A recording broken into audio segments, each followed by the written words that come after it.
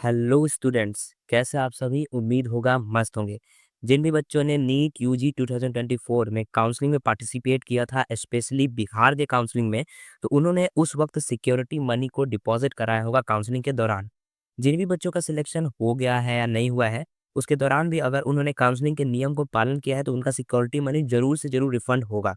तो यहाँ पे जैसा कि आप लिस्ट देख सकते हैं कि ये उन बच्चों का लिस्ट है जिन्होंने सिक्योरिटी मनी जिनका डिपॉजिट हो चुका है, और ये लिस्ट और ये पीडीएफ मैं आपको डिस्क्रिप्शन में प्रोवाइड कर रहा हूँ। उन बच्चों का दिक्कत है जिनका अभी तक सिक्योरिटी मनी डिपॉजिट नहीं हुआ है। तो इस पूरे वीडियो में हम यही समझेंगे कि वे बच्चे जिनका सिक्योरिटी मनी डिपॉजिट नहीं है, उनको क्या करना है और कैसे आगे प्रोसीड करना है। इस वजह से वीडियो को पूरा देखिए, तभी अच्छे से समझ में आ पाएगा। जिन लोगों का राशि आ चुका है, सिक्योरिटी मनी आ चुकी है, उनका जो पीडीएफ है, मैं अपना डिस्क्रिप्शन में डाल दूँगा, आप वहाँ से भी चेक कर सकते हैं।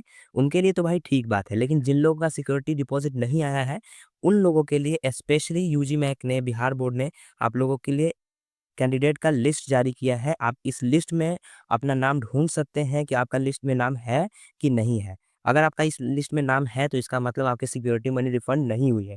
किसी-किसी स्टूडेंट के केस में ऐसा भी होगा कि दोनों लिस्ट में उनका नाम नहीं है। मतलब कि वो लिस्ट जिसमें सिक्योरिटी मनी रिफंड हो गई है, वो वाले लिस्ट भी, और जिसमें रिफंड नहीं हुआ है, दोनों लिस्ट में उनका अगर नाम नहीं है, तो उनके लिए भी सॉल्यूशन इसी वीडियो में है। तो इस वजह से वीडियो को ध्यान से समझिएगा।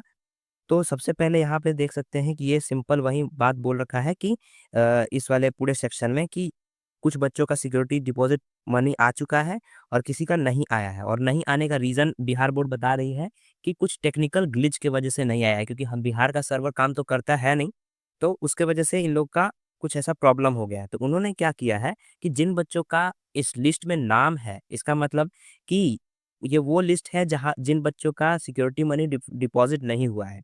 तो ये लिस्ट भी आप डिस्क्रिप्शन में देख सकते हैं। तो ये लिस्ट में बोल रहा है वो बेसिकली कि आपको एक डेट दे रखा है, 28 तारीख से लेकर 11 अप्रैल तक का डेट दे रखा है। इस डेट के दौरान आपको क्या करना पड़ेगा, बिहार के वेबसाइट पे जाना पड़ेगा। अब देखते हैं, मैं बिहार के वेबसाइट पे आ चुका हूँ, बीसीसी के वेबसाइट पे, और फर्स्ट वाला ऑप्शन यहाँ पे आप पढ़ सकते हैं। तो फर्स्ट वाला ऑप्शन बोल रखा है कि online application portal for security deposit refund का क्लेम कर सकते हैं वे बच्चे जिनको अभी तक सिक्योरिटी डिपॉजिट नहीं हुआ है। आप सिंपली इस पे क्लिक करेंगे, और जो-जो भी भरने के लिए बोल रखा है, यूजी में एक आईडी, आपका ईमेल, आपका एप्लीकेशन नंबर, रोल नंबर, ये सबको भरेंगे।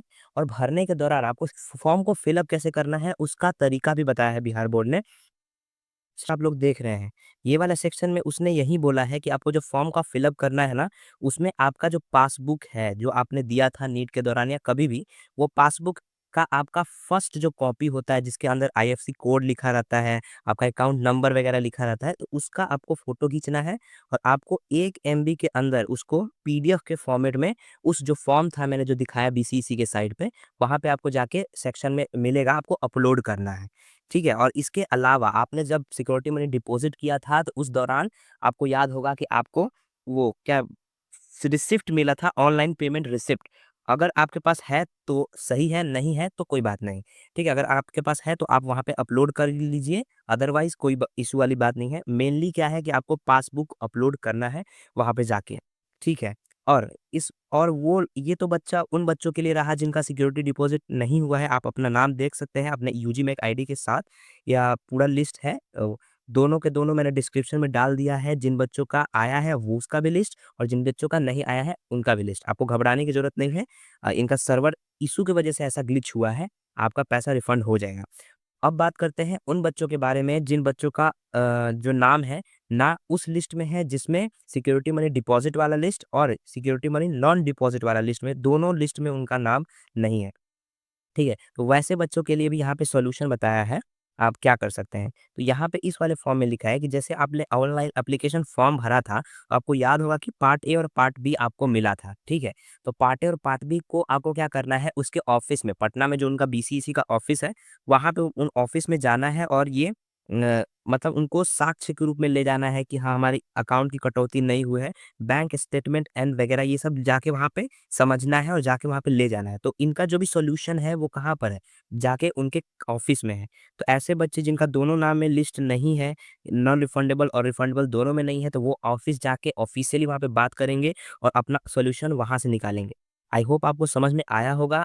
पूरा वीडियो आपने देखा होगा तो थैंक्स फॉर वॉचिंग और सब्सक्राइब करें मेरे चैनल को फॉर मोर सपोर्ट।